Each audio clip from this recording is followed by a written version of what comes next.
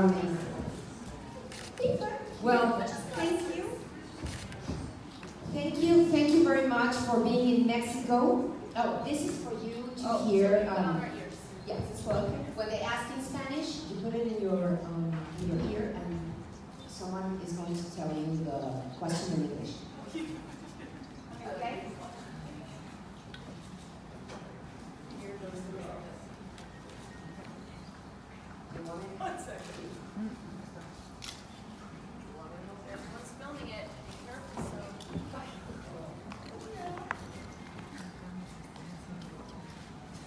This is fun.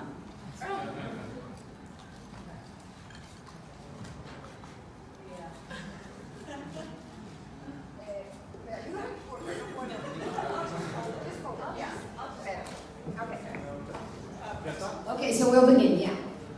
So, lovely girls, thank you very much for being in Mexico. We are very, very happy to have you here to promote our X-Men Dark Phoenix, and for you to be in our country is very, very amazing for us.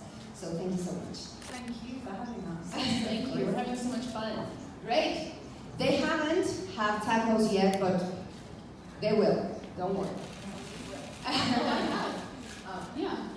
I've had guacamole tacos. Ah, great. You have it. Chip Great. salsa. I'm margarita. I'm already here. Great. Excellent. You're already feeling Mexico. Very good.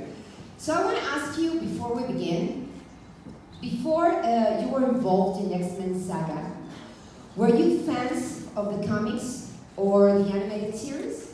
Any one of you? I had, when I was much younger, my brothers owned the Dark Phoenix comics.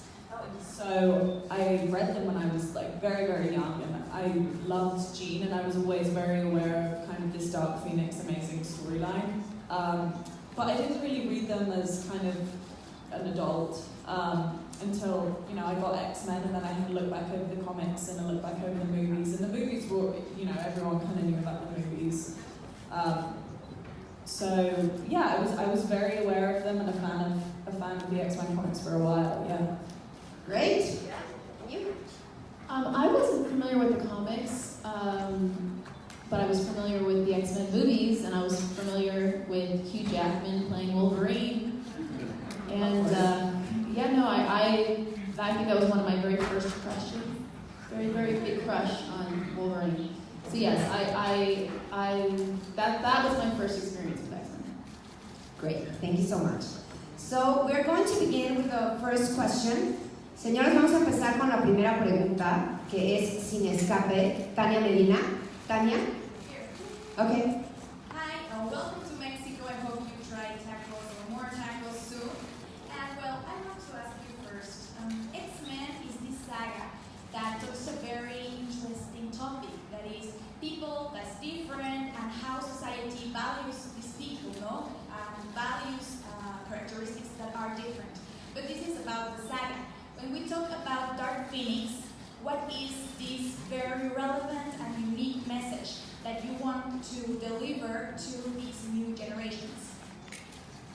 Well, I think there are a lot of messages, especially in this movie, but I would say that the biggest message of this movie, well, maybe not even the biggest one, there are many, as I said, but one of them is definitely, you know, as applies to all of the X-Men movies, which is what makes you unique and different is what makes you special, and there's power in that when you embrace your differences. For me, I feel very passionately about mental health, and so one of the things about this movie was we very much studied mental illness, like schizophrenia, dissociative identity disorder, addiction, and how that affects yourself and the people around you. And that's something that, you know, I think you can never really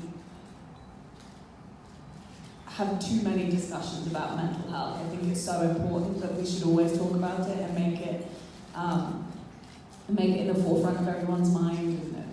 And so this movie very much has kind of, it talks about it quite a lot, and I think it's really important to talk about it.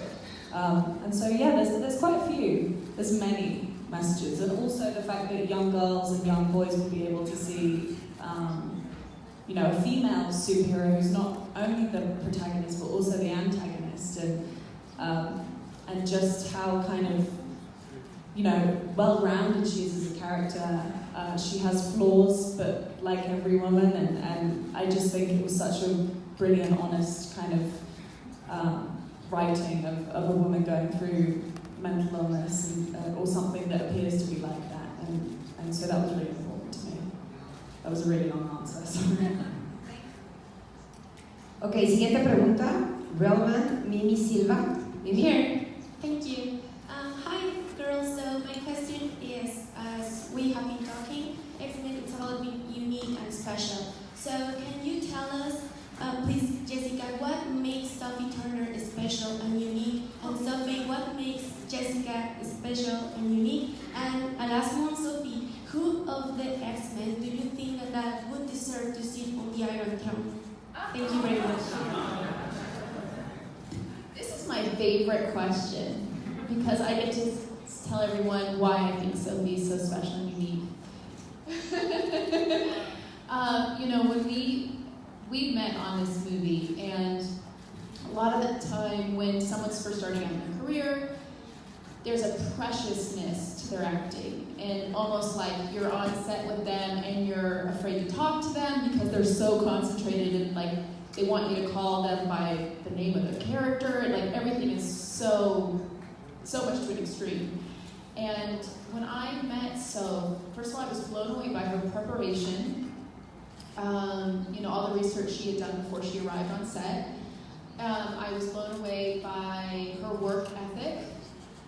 Also, I was blown away by how she treated everyone on set. Didn't matter who they were. And that's something I really notice is kindness. And she's an exceptionally kind person. In addition to all of those things and being a great actress. And also she's able to have fun. So there's a freedom that she has that I didn't have when I was her age. I felt so kind of self-conscious and shy, and she's just who she is. And I think it's a great role model for other girls to see as they're coming into their own. I love you.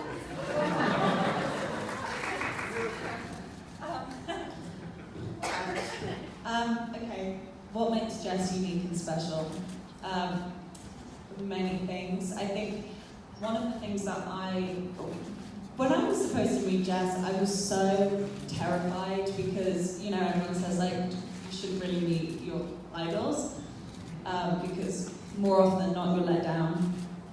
But with Jess, it was totally the opposite. I mean, I met her and I just went into it thinking oh my God, she's got, all these awards and she's such an acclaimed actress and she's so talented that I felt like I don't know, that maybe she would be a bit of a diva, but she was so welcoming, and I felt like you took me under your wing, and she really kind of mothered me through it, and that was something, it's my first lead in a movie, and it's a big one, and I'm working with such amazing, incredible actors like Jess, and for her to kind of take me under her wing and, be there for me was just, I really needed that throughout the movie, and Jess gave me that, and also she has so much wisdom to impart, and she teaches me a lot about myself, and she encourages me to be more myself, and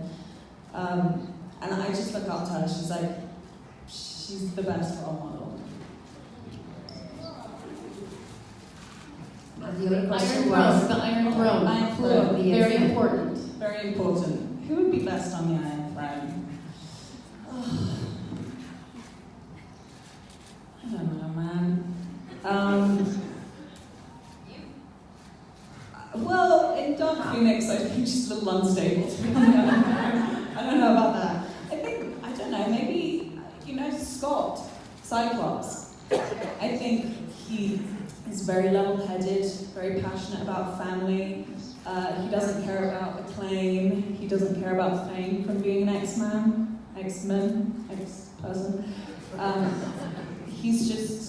he's wonderful. I think he'd be a great leader, very fair, very diplomatic. I think too. Okay, next question, Cinenet, Irving Torres. Hi, to Sophie or Will McQueen.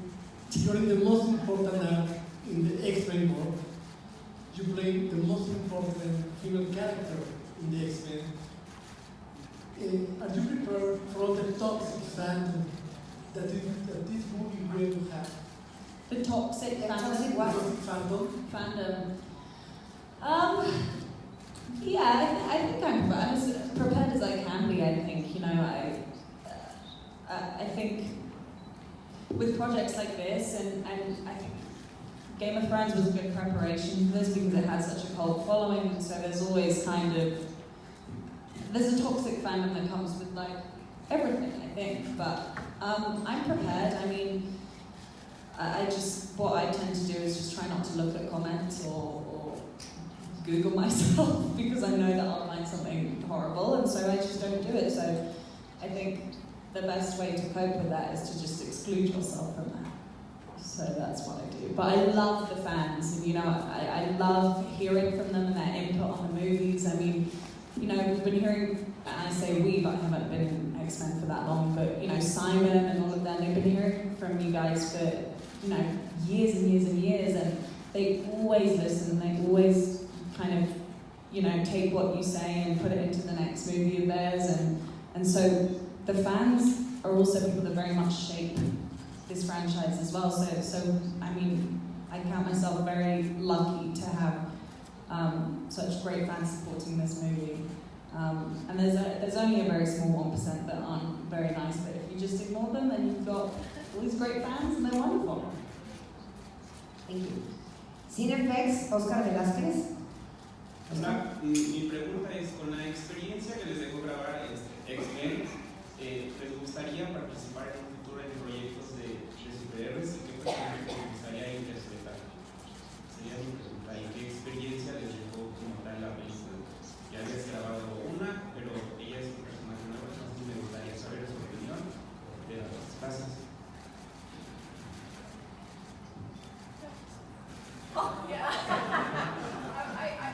I thought I spoke Spanish for a second. I was like,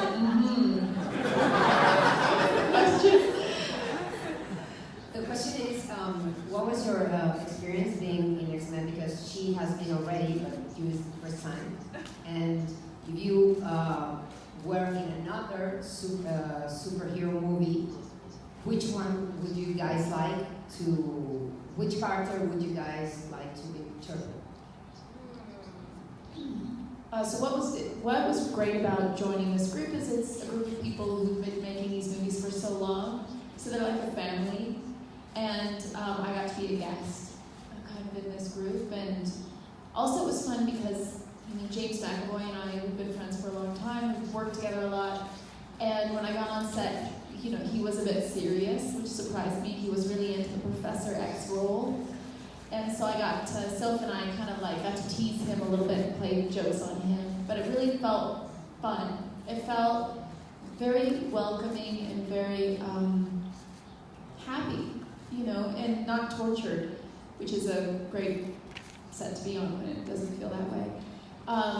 And then I can't speak to which comic book or superhero character I'd like to play, because the second I do, there will be articles follow me around for 10 years saying Jessica's asking to play this role. But instead I can tell you that Sophie gave me the best superhero name, and I think we need to make a movie based on it called Lady Red Danger. So I think that would be a good, yeah. That's a good idea. We'll talk to Simon. Siguiente, tomatazos, Gabriel Escogido. Gabriel. Hi girls, we're here. Thank you so much for coming to Mexico again. My question was about working on set, because I know there are a lot of special effects in this movie. So how do you sort of put your mind on set about the amazing things that are happening, and if there are enough things that are practical sort of for you to imagine? And is that really, really challenging? Because I know that, again, Jessica, this is your first time working on this kind of big production. Thank you. Do you have experience? I mean, your last movie was a lot of green screen. No, not as much for me. This was the first time I even went on wires for this movie. So you've had more experience than I have in that sense, on the wires. Yeah, I did a lot of wire work in the film The Martian, where all that zero gravity stuff would be floating through the tubes. That was all done on wires, and I love it because it's so much fun. Yeah. The thing that was a bit difficult for me was being in a room like 4 times the size with the ceiling so high, and at the end of the movie, and it's all green, you're like in a green bubble. And at the end of the movie, Sophie and I are together on wires, and we're just way up, and spinning around in a circle, and wearing these really uncomfortable special effects outfits that are not flattering, let me tell you. And that was a bit daunting to me, because you're trying to figure out, well, what's happening? And it's something I've learned on this movie is when you're making the film, you can ask as many questions as you want, you can prepare as much as you want, but you really don't know what it's going to be until you see the film. And that was my experience on this, especially the ending of the film. When I saw it, I was like, oh, that's what they decided to do. And that's a new way of working, but I like working in all ways, so I was happy to do it. Thank you. Siguiente pregunta, ventaneando, Ricardo Monjarres. Ricardo. Hi, you guys, welcome to Mexico. Well, you both are such beautiful women and huge actresses, but this movie is about the dark side of everything. So I'd like to know what's the dark side of being a celebrity, because we all want to know everything about you, but sometimes you don't want us to know everything about you. So what's the dark side of it? Well, I think, you know, being a celebrity and being an actor, they kind of cancel each other out. Like, you can't really... The problem with being an actor is, like, I think if you do gain attention, then it's far more difficult for people to see you kind of dissolve into your roles. And so I think, you know, the more celebrity there is to you, the kind of less diverse as an actor you can be, because people will only see you as your name rather than the character and who they are. And so that kind of inhibits people seeing you as you want them to see you. So that, I would say, is kind of a shitty side of being. I don't even think I can call myself a celebrity. Yes, you can. Sophie Turner, Game of Thrones, and Dark Phoenix. You're a celebrity. For me, I would answer that question, the dark side of it being the privacy issue and understanding, in some sense, you're going to have to disappoint people, like a lot of journalists, because sometimes they ask you questions that, if it was just me and someone having lunch, I would feel very comfortable answering. But when it's a situation where, okay, I know millions of people or hundreds of thousands of people might read something, you have to also protect the audience as an actor. So the more that the audience learns about my life, the less that they will be able to have the movie experience, and have that be pure. And then also, you know, I'm a mom, and I'm really protective of my daughter, and that's something that makes me crazy if someone tries to take a picture of her. I go, it makes me nuts. So that's, for me, that's the darkest part of being a celebrity.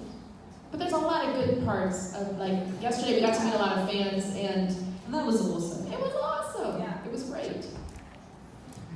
Thank you. Okay, siguiente pregunta, tiempo libre, Isaac Richard. Over here. Given that X-Men is such a huge franchise that has existed in comic books and an animated television series and several movies, these characters have been around for a long time, and there's a lot of people who have seen different versions of them and have several expectations of what these characters are going to be. My question is, how do you find a balance between meeting the expectations of who these characters are in the minds of fans and what you want to bring to these roles? Well,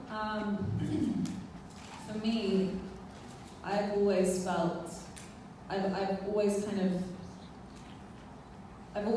like if I do, basically it's my job to kind of represent the script and the producers and the directors' ideas for that.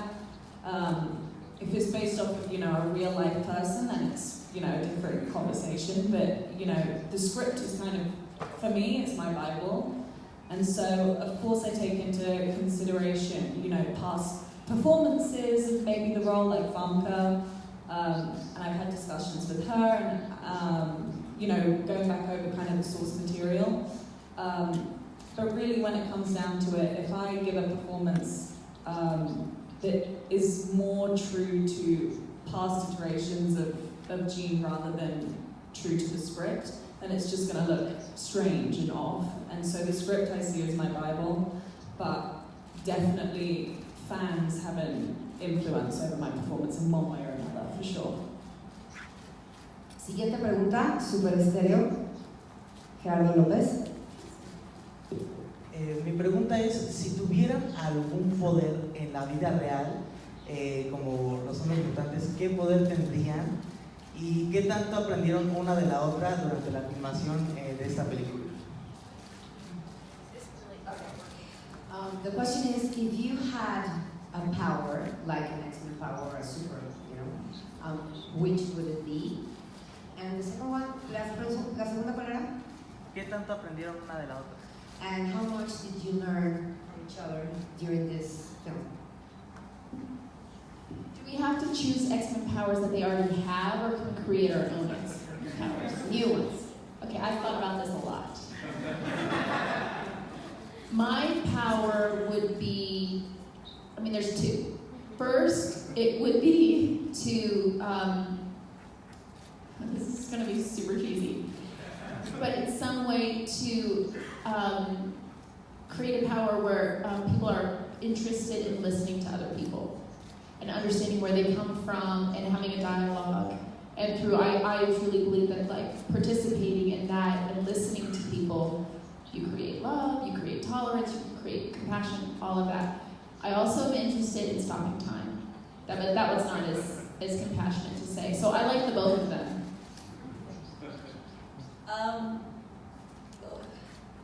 Mine would be, well, my first one would be similar to Jess's. I think she makes a really good point. I think, people having compassion for one another would stop a lot of disagreements. And then I would also like to eat as much spaghetti as possible and not gain weight ever, but eat it all day long, 24 hours. Wouldn't stop. That's a good one. That's the dream. Okay, siguiente pregunta, expansión, Enrique Navarro. Hello. Enrique? Sophie, you have said Sansa Stark kind of spoiled you as a new actress because in this industry it's kind of difficult to find such as female characters as intelligent, strong, and empowered as Sansa. So I wonder how those dark feelings fit your goals as an actress. Well, I think when I said that, I think I meant that I was more spoiled by the incredible writing and the arc of the character, and I think, it's also fun to play women who aren't strong, who aren't empowered, who are vulnerable, and so I'm always open to playing very different kinds of women, but I was very much spoiled by the first project that I worked on, having such excellent writers and directors and kind of everything. So, going into X-Men, I was just really excited because I got to play another great character with a really rich, long story arc that you see in this movie especially. And a really kind of three-dimensional character that isn't, like the assistant, the receptionist, the girlfriend, It was really fun to be able to play a kind of character that is so well-rounded and so thought out. And I think that's where I was spoiled, by having a really kind of brilliant character with a rich storyline that was really well thought out. Siguiente pregunta, sin éxtasis, Jaime Rosales. Over here to your right. Over here. They usually ask you about your similarities with your own character, but what are your differences besides the superpowers, besides the mental issues? What are your differences with your characters?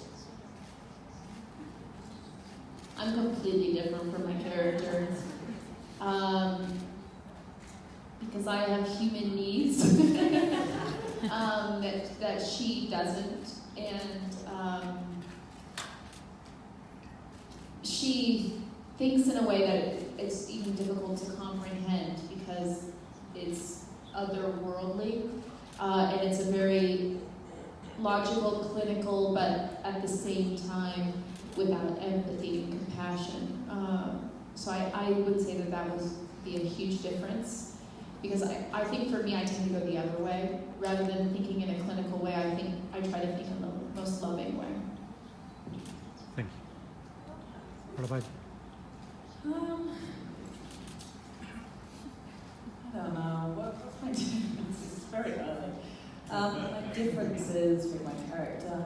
I mean, there's something that I was going to say, but I think it would give away the end to a little bit of the ending to the movie. So let me think about something else. I don't have red hair. It is a difference. Okay. Okay, thank you. Siguiente pregunta, TVC, Manuel Romero. Manuel. Hey girls, welcome to Mexico. I'm Emmanuel, and I'm so curious about this thing. Now that Disney owns Fox, we have lots of possibilities. We have the Time Stone, for example. So we would like to be involved in a universe with the Avengers, for example, being of course the X-Men. I think it would be fun. I think, there's the Avengers were kind of always seen as superheroes, and the X-Men at the beginning were never really seen as superheroes, were very much kind of shunned from society. And so it would be two very different backgrounds to kind of work with in terms of where society stands and stood on mutants or people, with superpowers. So there'd be a bit of figuring out to do there, but I think it would be wonderful. I love the Avengers. I think they're great movies with great actors and very diverse, and I would love to be a part of that. Siguiente pregunta, Frecuencia Geek, Alberto Marín. Hi. Considering the role you play in the movie, and considering all these critics and claims about the lack of strong women in superhero movies, you as an audience, which depths and nuances and sides of the women in power would you like to see as an audience, as a mother, so that other women want to be like that portrayed in the movies? I really like it when I see flawed characters, when I see female characters. It used to be like, oh, please be a female character that isn't the prop of the male character. Like, she's her own person, she has her own desires, her own needs.